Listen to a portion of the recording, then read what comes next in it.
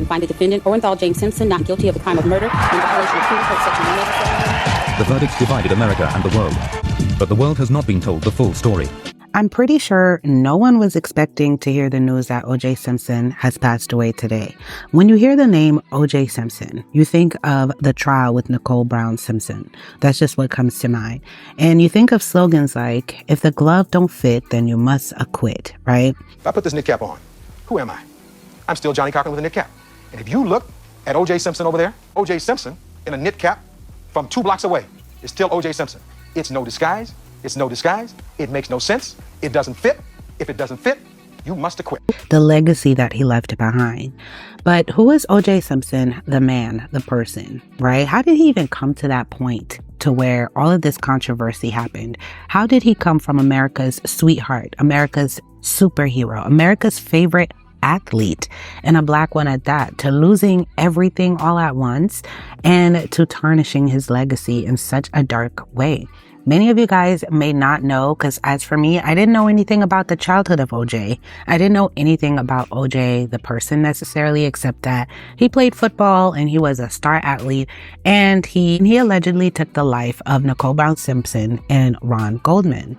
So in this video, we are, of course, going to highlight the trial of the century and how it had America on its toes. Many people now believe that his son actually did it and tried to set him up, or maybe he had something to do with his son. But most importantly, we're going to highlight his childhood, where I'm pretty sure there might be some things that you didn't know, that I didn't know either, that I'm learning for the first time about his tragic childhood. But before we get into this video, first, hey friend, welcome to my channel, Crane Allude, where we deep dive and break down the most iconic stars through history. If you're not yet subscribed, please be sure to do so. And if you're already subscribed, please be sure to turn on your notification bell so you never miss an upload. Now, without further ado, let's get into this video. So let's start first with his childhood. And I couldn't find any baby pictures or anything like that, so just use your imagination. O.J. Simpson's story starts in July 9th, 1947 in San Francisco, California. He was the child of Eunice, who worked her fingers to the bone as a hospital administrator, and Jimmy Lee Simpson, a guy with a job at the Federal Reserve Bank as a bank custodian. O.J.'s father, Jimmy Lee, was quite the figure in the San Francisco Bay Area as a celebrated drag queen. This piece of family history proved to be a huge embarrassment for O.J., especially during those brutal teen years. To dodge the bullying, Simpson had to puff up his chest and prove he was one tough guy. Because his father was such a well-known drag queen in the community, O.J. was an easy target for the cruelest of jokes. The plot thickens when his father, Jimmy Lee, steps into the spotlight to declare that he's actually gay. His death from AIDS in 1986 just piles more shadows onto O.J.'s already heavy heart. On the brighter side, Simpson's roots trace back to Louisiana. Thanks to his maternal grandparents, the name Orenthal was a French actor his aunt loved and decided to name him after. Little O.J. didn't even realize Orenthal was his real name until a teacher dropped it in 3rd grade because he was only called O.J. all of his life. And growing up, O.J. had a brother named Melvin Leon Truman Simpson, a sister, Shirley Simpson Baker, and another sister, Carmelita Simpson, who passed away tragically when she was young. So rickets hit him hard at just 2 years young, leaving his legs less than stable. His mom, always short on cash and unable to pay for real leg braces, created a pair of shoes with an iron bar to straighten him out until he was 5. Life wasn't a walk in the park for young Simpson. Raised by his mom in the tough neighborhood, he was a bit of a wild child.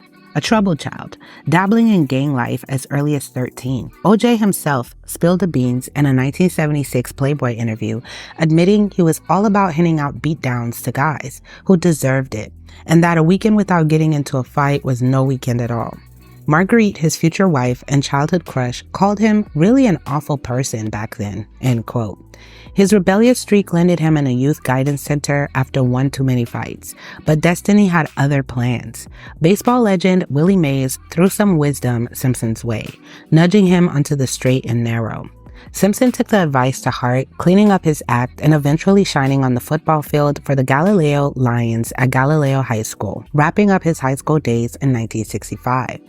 Joe Bell, a friend from his high school days, summed it up, and I quote, "He's a great guy, but he wasn't any angel. If circumstances had been just slightly different, instead of a football star, he could have been public enemy number 1, end quote. Back in the day, OJ was tearing up the football field at Galileo High, but his grades, they were terrible. They were more bench warmer than MVP, which kind of turned college recruiters off. A friend of his getting hurt in Vietnam got OJ thinking twice about joining the military, so he ended up at City College of San Francisco in '65, playing football. He was a beast on the field, nabbing a spot on the junior college All-American team and leading his crew to victory in the Prune Bowl against Long Beach State. Suddenly, colleges were lining up for a piece of the Simpson action. Simpson then took his talents to USC, where he snagged the Heisman Trophy and got picked first in the '69 NFL-AFL draft by the Bills. His time with the Bills was nothing short of legendary. 5 Pro Bowls, leading the league in rushing yards and touchdowns, and even setting a record as the first NFL player to rush over 2,000 yards in a season. Before he even started his pro football career, OJ was already dabbling in acting, popping up in Medical Center. He scored roles in big-time movies like Roots and The Towering Inferno. Post-football, he kept the acting gig going with roles in the Naked Gun film trilogy, where he played Det. And here's a fun fact. Arnold Schwarzenegger spilled the beans that James Cameron originally considered Simpson for the Terminator before landing on Schwarzenegger himself. Imagine how that could have turned out. That would have been interesting. But that's not all. OJ wasn't just a face on the screen. He was also a voice in the booth, commenting on Monday Night Football and the NFL on NBC, even hosting an episode of Saturday Night Live. Fast forward to 2006, and things took a wild turn with Juice, OJ's own hidden camera prank show. It was similar to that of Ashton Kutcher's Punk'd, and the show kicked off with topless dancers and had OJ rapping and pranking unsuspecting folks with the catchphrase, "You've been juiced." From the get-go, OJ was all about making money. And as a kid, he was hustling at Kezar Stadium, flipping tickets and rounding up seat cushions for a quick buck.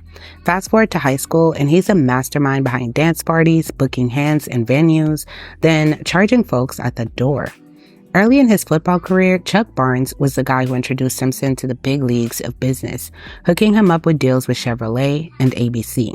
And by 1971, New York Magazine was already saying OJ could hang up his cleats and live off his savings if he wanted to. Come 1975, People magazine touted him as the first black athlete who really hit it big in the media, calling him a bona fide, lovable media superstar. OJ knew how to work his charm, good looks, and charisma, landing endorsement deals left and right. One of the most iconic was his gig with Hertz rental cars, where he dashed through airports and commercials with onlookers cheering, "Go, OJ, go." This wasn't just good for his acting career, it made him a household name. Take it from OJ.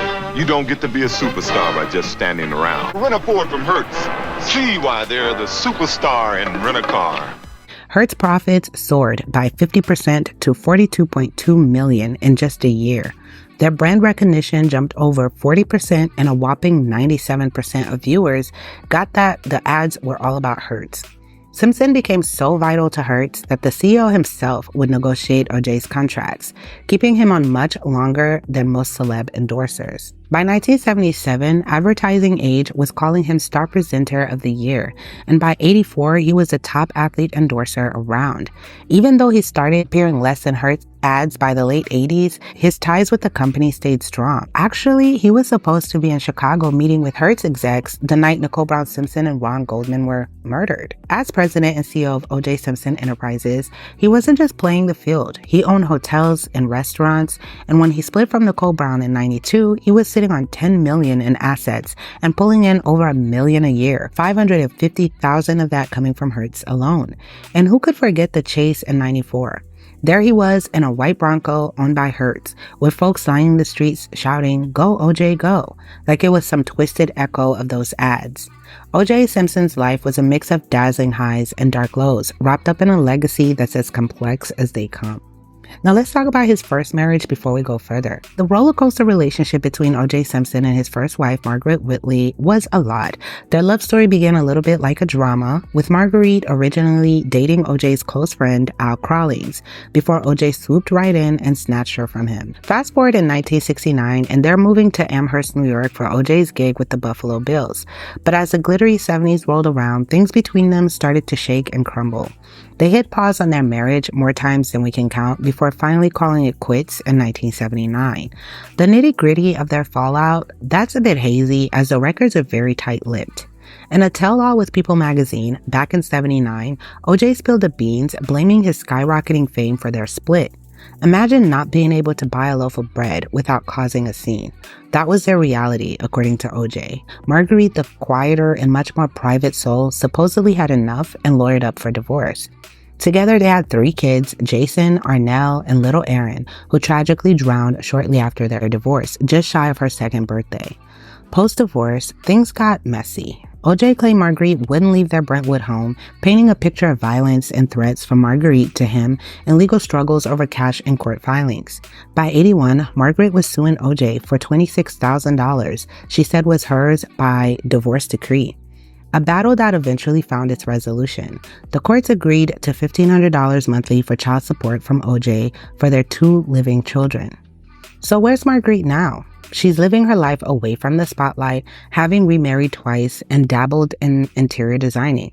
As of 2024, her current whereabouts are a bit of a mystery. But let's rewind to 1995, during OJ's infamous trial.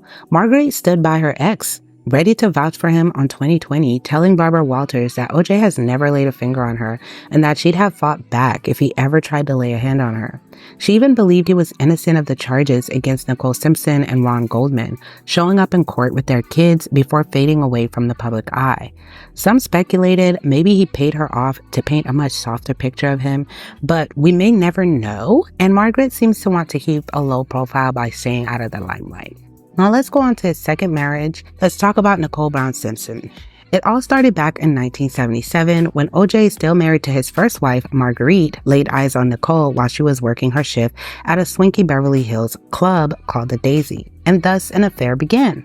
Fast forward a couple of years, and OJ and Marguerite are signing divorce papers in March 1979, setting the stage for OJ and Nicole to tie the knot on February 2nd, 1985, right after OJ hung up his football cleats for good.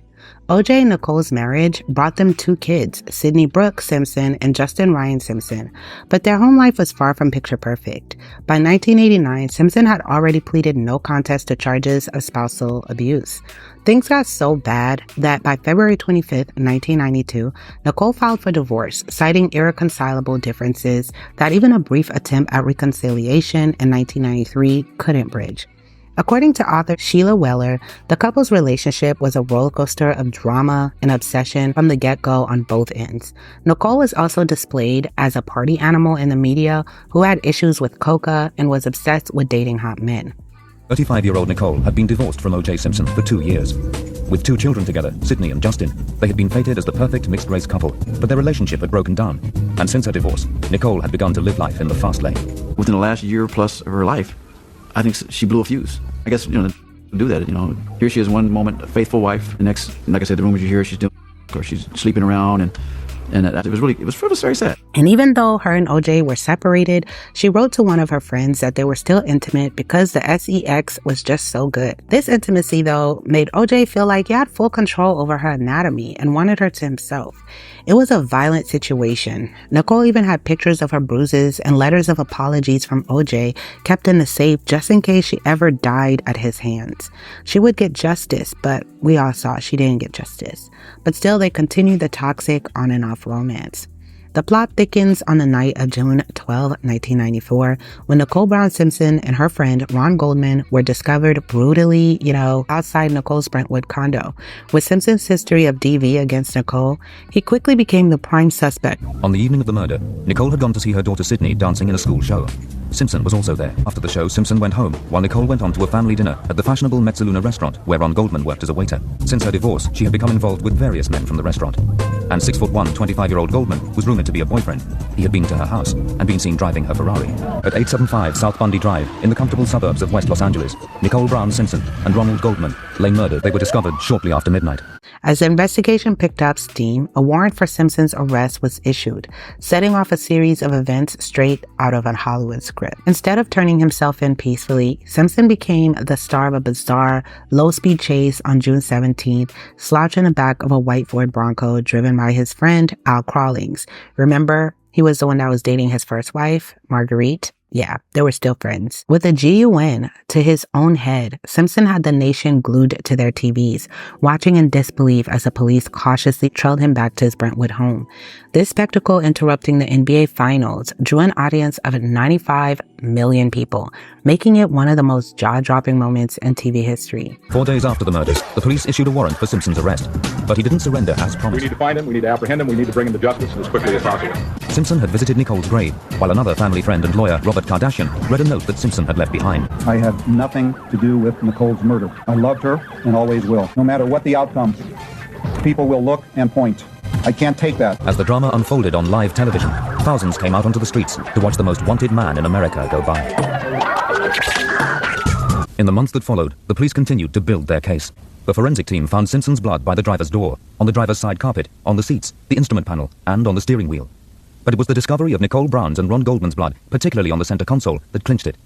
Simpson's trial was nothing short of a media frenzy, with a defense dream team that included big names like Johnny Cochran and Robert Kardashian, facing off against lead prosecutor Marcia Clark after an 11-month legal battle dubbed the trial of the century. They saw the bloody glove behind the bungalow at OJ's, and they put two and two together.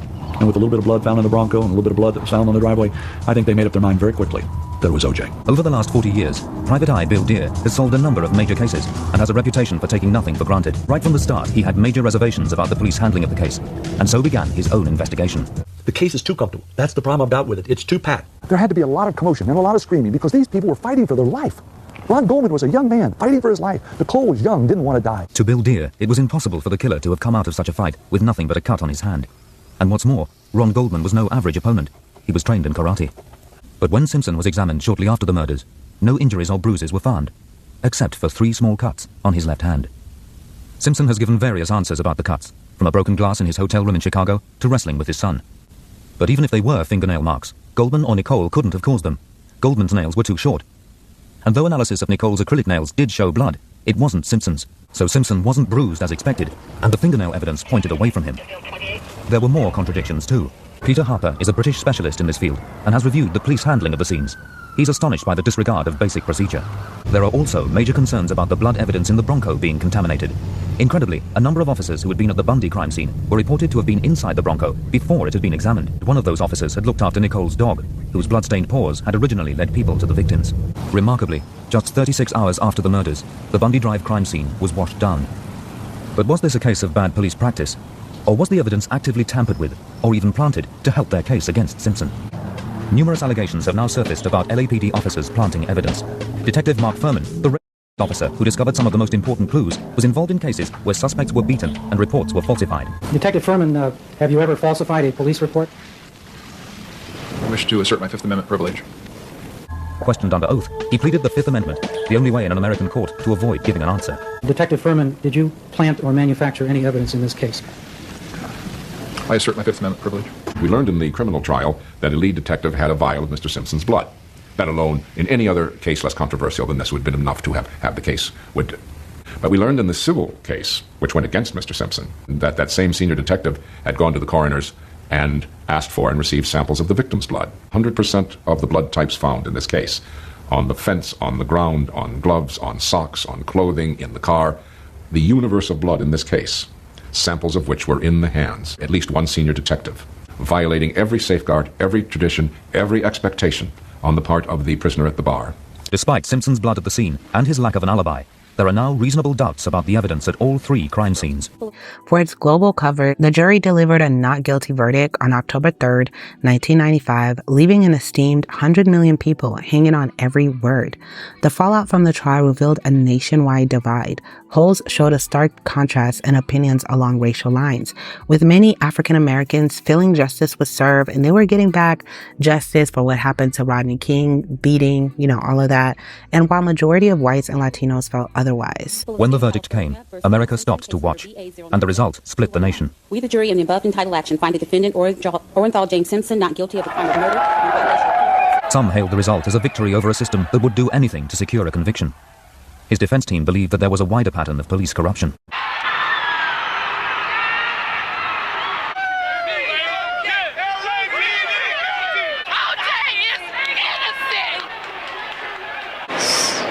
So much evidence to deliberate for as short as they did and come back with a not guilty verdict, I think it shows the jury was pretty irresponsible. And money can buy you justice, exactly. Simpson not guilty of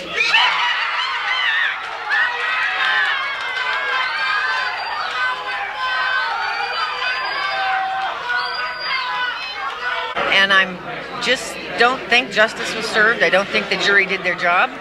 I think they knew what they were going to do from the gate. I think it was racist based, and it was racist from the black point of view.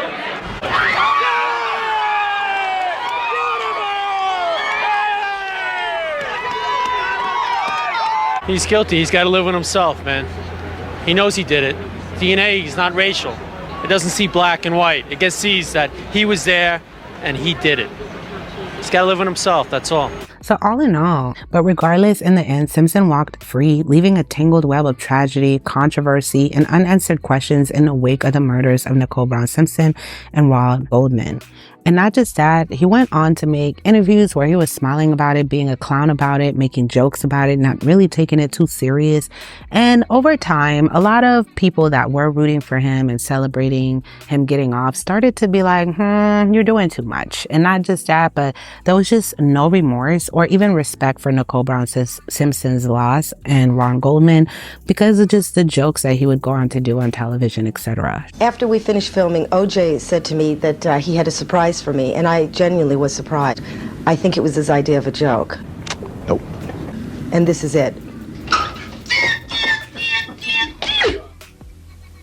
But in other news, his son was also believed to be the real person that was there to take the life of Nicole Brown and Ron Goldman, and maybe he was partnering with his dad. And I just was watching a lot of documentaries on this, and let me see what you guys think. From watching the trial, there's no doubt in my mind he came to the crime scene. But to me, he came after the murders. After investigating other possible suspects, he honed in on just one, Simpson's son from his first marriage, Jason. I go down to the city, and I look up criminal records. I found that at the day of the murders, that Jason Lamar Simpson was on probation. He also found that Jason had other convictions, including drunken driving and hit and run. Dear discovered that Jason, a chef, had been put on probation for a violent attack on an employer, Paul Goldberg. But she said he worked for us about 3 or 4 months, and one day he called in and said, I can't come in, I'm sick. Dear and colleague Herman King tracked down Mrs. Goldberg, who witnessed the attack. And then 2 of the other cooks came in and said, hey, I saw Jason at a basketball game. Next day, Jason shows up and said, I'm back to work now. I think I'm going to quit, and I want to be paid for being off. He said his face started lighting up. Said, you're going to pay me. You owe me. And Paul said, no, I'm not going to pay you, and turned to walk away. And all of a sudden, Jason came run up behind him and hit him from the back. And when he fell down, Jason was stomping with his foot. Next thing you know, he reached for a knife. And she said the police were called and said Jason was arrested. After many interviews with people who knew Jason, Dear discovered that he had a troubled past and a history of violence. Aged 15, Jason had even attacked a statue of his father with a baseball bat.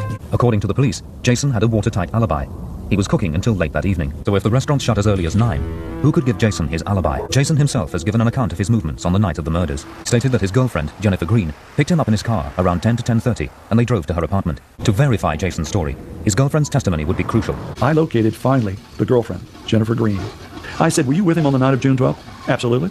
She said, well, I was supposed to pick him up at 9:30, so I got there right at 9:30, and he came out and he said, I'll be a few minutes. And he came out a little before 9:45. He came out. I said, was he carrying anything? Oh, yeah, he carries his knives that he takes with him. I said, oh, you're talking about his chef's knives? She said, yes, his chef's knives. Oh, Mr. Beer, he was with me till after 11 o'clock. The two stories were in direct contradiction to each other. The times were different, and Jason stated that he never went up to her apartment, but Jennifer was adamant. It was about a 5-minute drive from Jackson's restaurant to Jennifer's apartment, and a further 15 to 17 minutes to drive to Nicole's house on Bundy Drive. So Jason could have been at the crime scene at around 10:15 that night, which was the earliest the police believed the murders could have occurred. Bill Dear continued to look into Jason's past, and in particular for a previous girlfriend, Dee Dee. What she said astonished him. And this is what Dee Dee told me. I dated him for quite a period of time. I liked him. But he had a Dr. Jekyll, Mr. Hyde personality. In fact, he tried to kill me. Dear and colleague Herman King found that Jason had a history of disturbed behavior, which began as early as 14 when he overdosed on. Discovered that Jason had been a heavy drinker. Also found that he'd been placed in a mental institution. One of Dear's methods is to go through people's rubbish. After examining Jason's rubbish for some time, he discovered that Jason was consuming a lot of alcohol and that he was taking a medicine called Depakote. Depakote is usually prescribed for seizures and a condition called rage disorder and should never be taken with alcohol. Then discovered that Jason suffered from a condition called intermittent rage disorder. And because the murders showed signs of being rage, Dear wanted to find out how someone with the condition would behave. Dear then found that around the same time as Jason stopped taking Depakote, he'd made another attack, this time on girlfriend Jennifer Green. Headlines, O.J.'s son tries to girlfriend. I couldn't believe what I was reading. There it was, a picture of Jason and a story where she admitted to friends that she was in fear of her life. Dee Dee verified it. Dee Dee was there. He had his hands around her throat and was trying to death. Why didn't the police ever interview him? Because they were convinced that O.J. was guilty. According to the police investigation, Jason had no motive. He was very quickly eliminated. But Bill Deere disagrees. He feels that Jason did have a possible motive. On the night of June 12th, Nicole Simpson, Justin, Sydney, and her entire family were scheduled to arrive not at Messalunas, but at Jackson's restaurant for a dinner that was being prepared by Jason Simpson, O.J.'s son. But she never showed up. I wondered how it felt for a young man. The question was asked, did you ever cook for them before? No. You ever cook for your dad? No. Dad never come to your restaurants where you work? No. Jason had to have been embarrassed that night, laying out preparations for 11 people to come to Jackson's restaurant and nobody showing up. God, that had to hurt. Nicole also had complained of a stalker.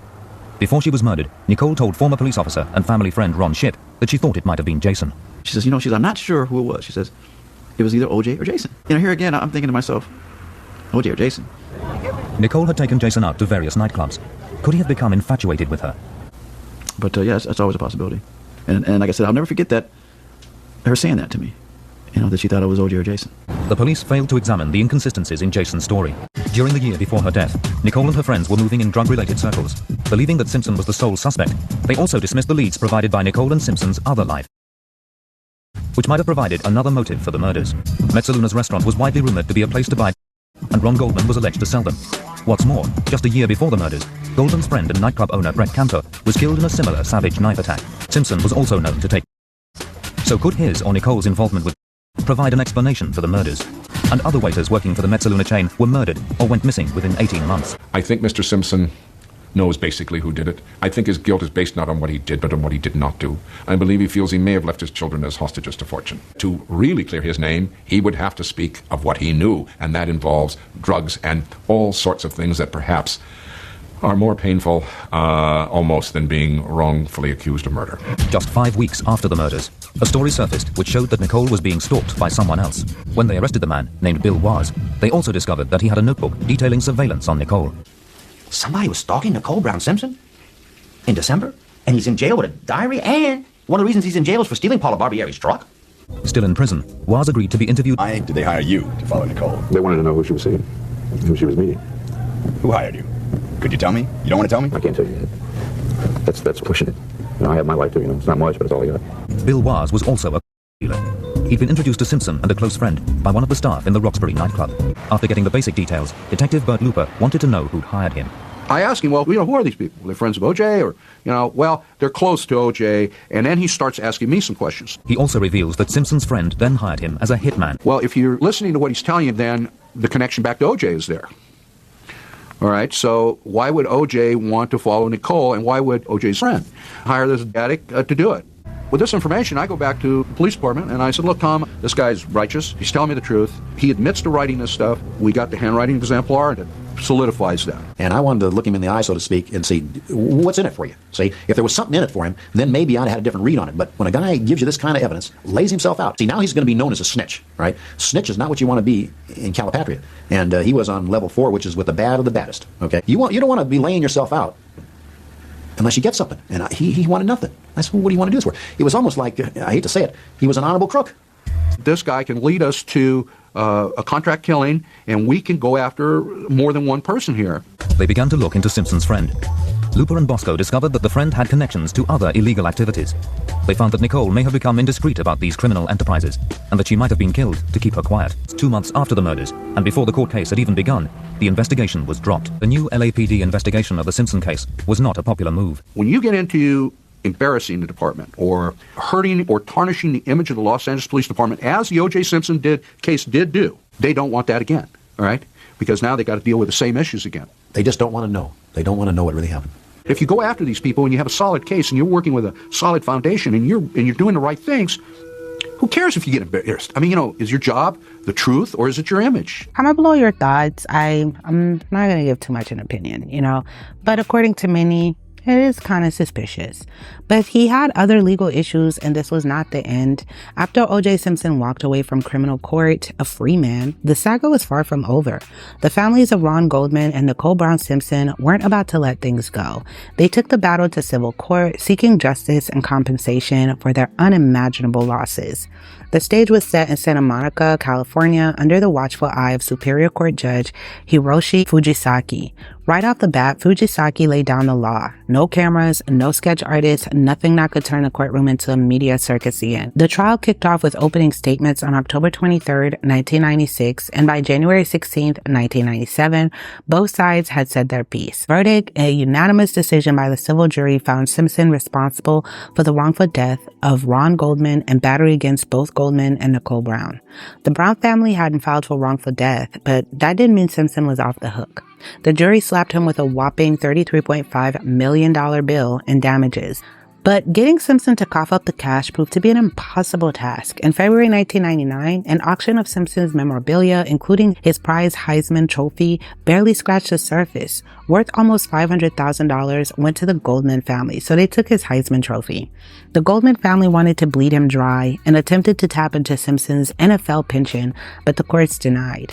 The legal wrangling continued for years. In 2006, the Goldman family was back in court, this time aiming to seize control of Simpson's rights to publicity, to chip away at the mountain of unpaid damages. Then in 2007, the courts put the brakes on Simpson benefiting from a controversial book deal and TV interview about the murders, directing instead that any proceeds should go to the Goldman family. So the Goldman family went to court and was able to get the full rights from OJ's famous book, which was the ultimate power move if you ask me. The book, originally titled If I Did It, became a symbol of the case's twisted nature. By the time it hit shelves under the Goldman's family's control, they changed the title. Its title was visually manipulated to shrink the word "if" so small on the cover that instead it emphasized "I did it." The Goldmans also edited the book to add pieces of their own version to it with help of investigators. So in a sense, the book wouldn't truly be an authentic book from OJ since it's been so altered. Fast forward to June 2022 and the financial saga continues. Fred Goldman, Ron's father, claimed in court documents that due to accrued interest, Simpson now owed a staggering $96 million. The quest for justice, it seems, has also become a pursuit of financial retribution. And in 1995, after his acquittal for the murder, Simpson began a relationship with Christy Prody, which lasted for 13 years. At the time their relationship started, Prody was 19 years old and working as a cocktail waitress, and after their relationship ended, Prody stated that she often feared for her life during the relationship. But sis, comment below your thoughts on that, because sis, why were you with him, you know? But let's get into the wild post-acquittal life of O.J. Simpson. The state of California came knocking in 2007, claiming O.J. owed a hefty $1.44 million in back taxes, dating back to a lien filed in September 1999. In a move that raised quite a few eyebrows, O.J. tried to trademark his name along with O.J. and the Juice for a laundry list of merchandise, from sportswear to prepaid telephone cards. However, a concerned citizen named William B. Ritchie threw a wrench in those plans, arguing that granting such trademarks would be both immoral and scandalous. And by 2000, Simpson threw in the towel on the trademark and moved out of California for Florida, where the law protects pensions and homes from being seized over debt. But Florida wasn't the sunny paradise OJ might have hoped for. In February 2001, he found himself arrested for simple battery and burglary during a road rage incident where he allegedly snatched the glasses off another motorist. Facing up to 16 years if convicted, OJ was swiftly acquitted of those charges by October 2001. Then in December 2001, the FBI raided Simpson's Miami home, suspecting him of possession, the substance and money laundering. Though no substances were found, they did discover equipment for stealing satellite TV programming. Which led to a lot. I'm not laughing because that's funny, because it's like they were really not leaving with something. He had to go down for something, right? So he was getting free cable in an illegal way, and it was like, okay, we got him, bingo, So this led to a lawsuit by DirecTV, and they won a $25,000 judgment against Simpson, who also had to cough up over $33,000 in legal fees. The saga continued in March 2004 when DirecTV accused Simpson of pirating their broadcast signals using illegal devices, resulting in another financial blow to Simpson after a court ruling. The real blockbuster event happened on the night of September 13th, 2007. Simpson and a crew stormed into a room at the Palace Station Hotel Casino, taking sports memorabilia at a point where he had a GUN to the people's heads. OJ admitted to taking the items, claiming they were originally stolen from him. They were were his, but denied any break-in or using a GUN, right? Initially let go, he was arrested 2 days later, facing serious felony charges, including kidnapping and armed robbery.